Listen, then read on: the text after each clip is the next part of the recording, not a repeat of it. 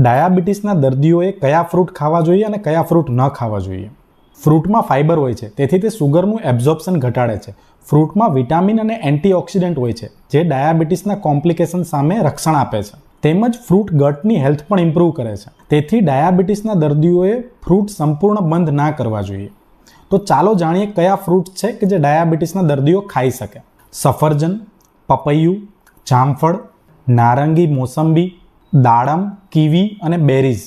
આ ફળોમાં ફાઇબર વધારે હોય છે અને સુગર મોડરેટ અમાઉન્ટમાં હોય છે, તેથી લિમિટેડ માત્રામાં આ ફ્રૂટ ખાઈ શકાય છે. કયા ફ્રૂટ બને ત્યાં સુધી અવોઇડ કરવા જોઈએ? કેળા, કેરી, ચીકુ અને ફ્રૂટના જ્યુસ.